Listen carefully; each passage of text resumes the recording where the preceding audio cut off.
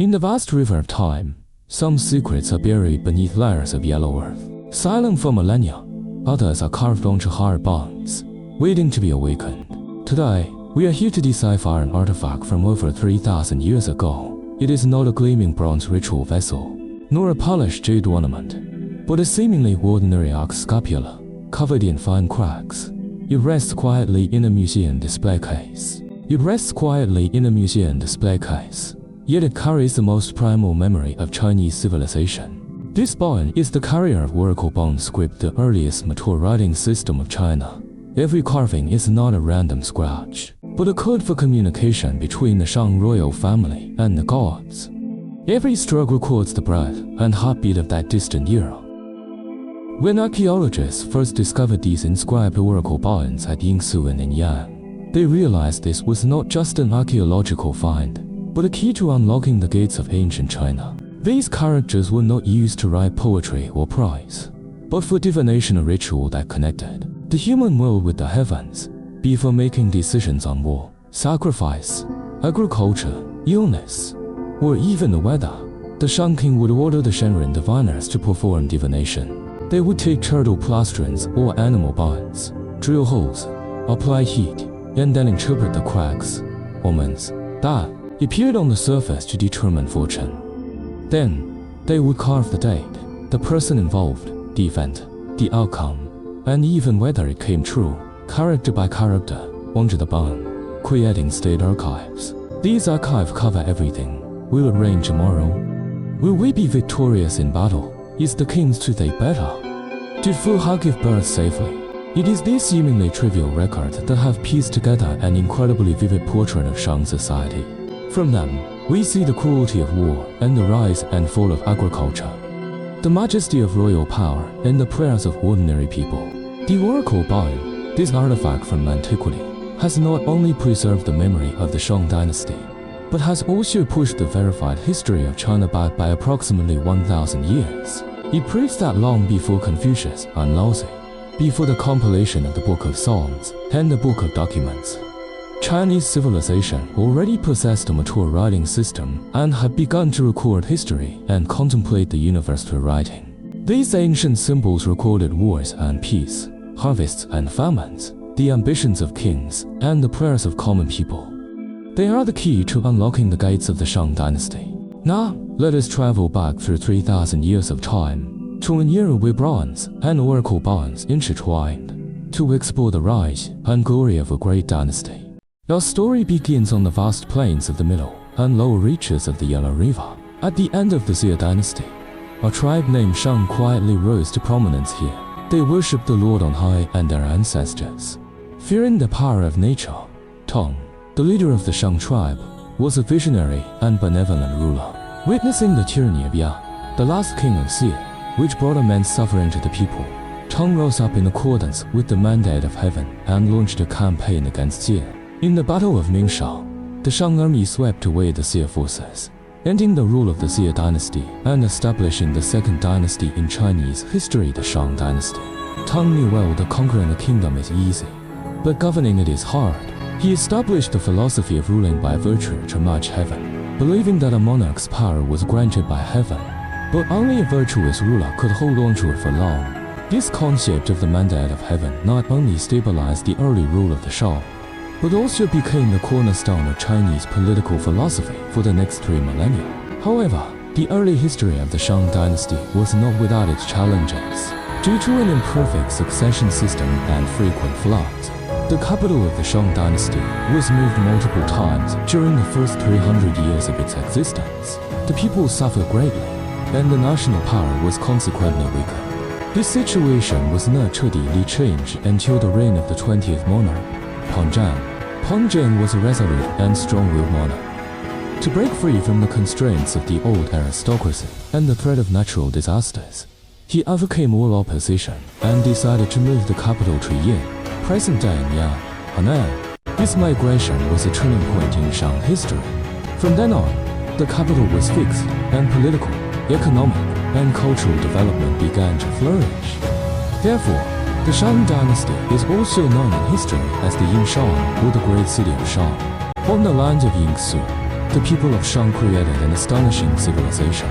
Massive palaces rose from the ground, and complex bronze workshops operated day and night. The casting of the Simi Wuding showcased the world's leading metallurgical technology at the time, and the widespread use of oracle bound script marked the maturity of Chinese civilization. It became one of the most prosperous cities in the world at the time, a shining pearl of Eastern civilization. After Ponzhang, the Shang Dynasty experienced a period of stable development, but its true golden age arrived during the reign of the 23rd monarch Wuding. When Wuding ascended the throne, although the Shang was powerful, surrounding tribes often raided its borders. Wuding governed with diligence, appointed the virtuous and capable, practiced benevolent policies, and actively expanded his military. Under his rule, the national power of Shang reached its peak, a period known in history as the Reign of Wuding. In the legendary life of Wuding, there was an indispensable figure, his wife, Fu Hao. In traditional historical impressions, ancient women were often in a subordinate position, but Fu Hao broke this stereotype. Oracle Bone inscriptions show that she was not just a queen, but also an outstanding politician, military commander, and high priestess. As a military commander, Fu Hao was brave and skilled in warfare. She once led an army of 13,000 men to campaign against the Kong Fan, the largest number of troops recorded in Oracle Bone inscriptions for a single campaign.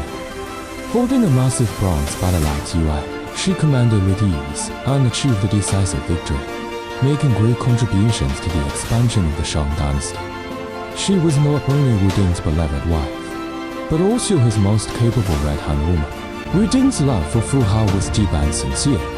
In the Oracle Bones, there are hundreds of divination records concerning Fu Hao. Wuding cared about whether her toothache had healed, whether her hunting trips were successful, and even, when she was giving birth, anxiously divined whether she would have a boy or a girl. When Fu Hao died at a young age, Wuding was heartbroken. He buried her near the palace district and performed multiple posthumous marriages for her, praying to his ancestors to take care of her in the afterlife. In 1976, the tomb of Fu Hao was discovered at Yingsu. It was the only intact royal tomb of the Shang Dynasty found at the site. The tomb yielded a vast number of bronze, jade, and bone artifacts. The famous Fu Hao San, with its unique shape and exquisite craftsmanship, seems to be telling us the immortal achievements of this legendary woman. Fu Hao, a woman from 3,000 years ago, wrote a brilliant chapter in the history of Chinese civilization with her life. To truly understand the Shang Dynasty, one must understand their spiritual world. For the people of Shang, the world was full of unknown, mysterious forces. The Lord on High controlled the cycles of nature, and ancestral spirits protected the fortune and misfortune of their descendants. To communicate with these supernatural powers, divination became the most important part of social life in the Shang Dynasty. The process of divination was complex and solemn. The Shenren, as the medium between humans and gods, would first select high-quality turtle plastrings or ox scapulae and cut, scrape, and polish them. Then, they would drill circular pits and carve oval slots on the back of the bones. During divination, they would apply burning charcoal to these drilled areas, and a crisp blue sound would be heard, and beard-shaped cracks would appear on the front of the bone. These cracks were the revelations of the spirits. The Shenren would judge fortune based on the direction and shape of the cracks. Afterwards, they would use sharp bronze knives to carve the content of the divination next to the cracks. These characters are what we now know as Oracle Bone script. The content usually includes the preface, date and diviner, the charge the matter to be asked, the prognostication the result based on the cracks, and the verification whether it came true. Through these divination records, we seem to travel back 3,000 years. We see the Shang king anxious about a true day, nobles rejoicing over a successful hunt, and farmers praying for timely rain. Oracle Bones are not just royal archives, but a vivid painting of social customs. They let us know that our ancestors 3,000 years ago, like us, had joys and sorrows and aspirations for a better life. However, no matter how powerful, no dynasty can escape the historical law of rise and fall. After Wuding, the Shang Dynasty gradually declined. The last monarch, Di Din, also known as King Zhou of Shang, although intelligent and physically strong, was bellicose and dissolute, eventually losing the support of the people. In the Battle of Mai, King Wu of Zhao led a coalition army to defeat the Shang forces, and the once glorious Shang Dynasty turned to ashes in a great fire. Oracle bone inscriptions, a token from ancient times, have preserved the memories of the Shang Dynasty for us. Yet their story extends far beyond this. Welcome to subscribe to Chronicles of the Central Plains Dynasties. In the next episode, we will witness the dawn of a new year, the Duke of Zhou establishing rituals and music, and the founding of the Zhou Dynasty.